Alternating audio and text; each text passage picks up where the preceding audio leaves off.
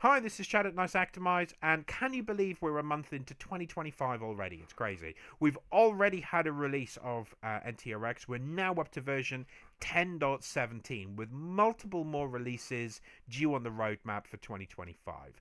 Let's have a look at 10.17. Well, it joins a long line of fantastic feature and operationally rich releases that our customers are beginning to experience when they migrate themselves through into the later versions of the product. In 10.17, we've made some pretty exciting changes. The first one is a methodology for retention reduction. We've made it easier to manage these recording profiles and reassign these recording profiles to different users. We've introduced some new integration capabilities for both active capture and long-term archiving.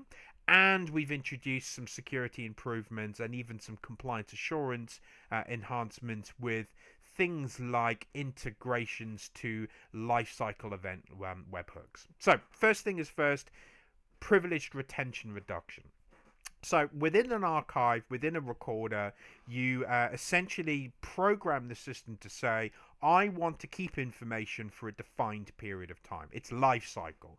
We retain the interaction for a defined amount of time. This can be 3 years, 5 years, 7 years, 10 years, whatever it is that the organization needs to do in order to comply with how they are doing business on the market. However, it may be that an organization needs to reduce the retention, reduce it down from 7 years to 6 years, for example, reducing those legal risks by minimizing the amount of unnecessary data that is within the retained information. This is a privileged retention reduction service.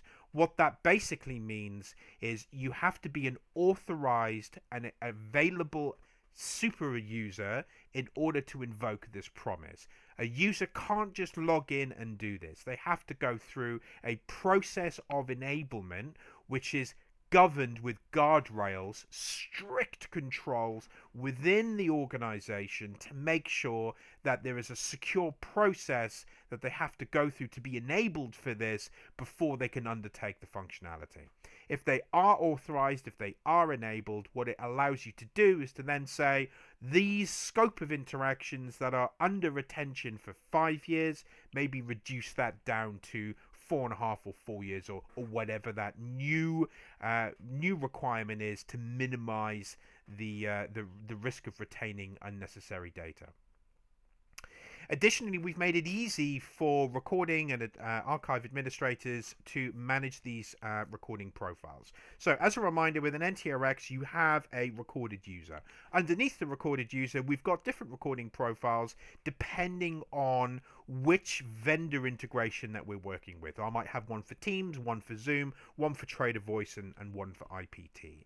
We've made it easier for the IT and operations administrators to manage these individual recording profiles and even enable the ability to be reassigned to new users. This makes the whole operation capability a lot easier.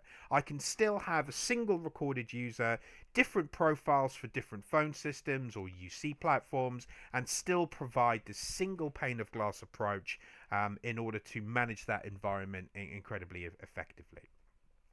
We've introduced a new type of integration methodology. So this is an integration methodology that you would have seen in NTR and other historical platforms. It's a passive SIP integration.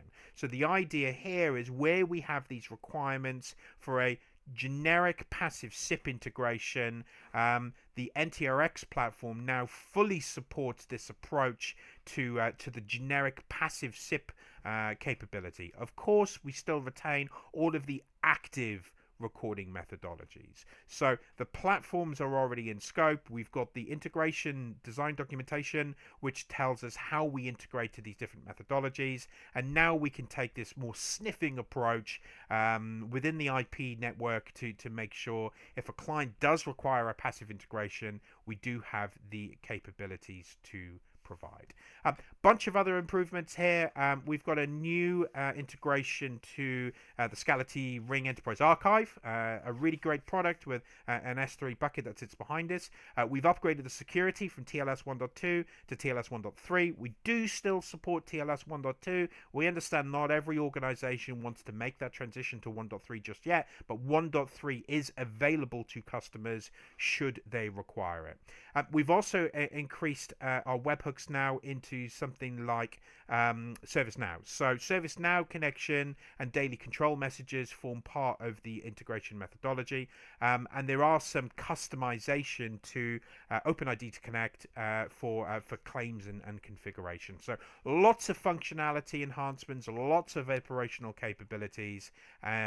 As a reminder, all of the information is available on Doc Hub. So within Doc Hub, you're going to have all the things like the operations manuals and the deployment manuals, as well as that really important IDD, how we describe our integration methodology into these external phone systems or UC platforms. And of course, from sales engineering, from solution consultancy, we're here to help you with understanding the product as well.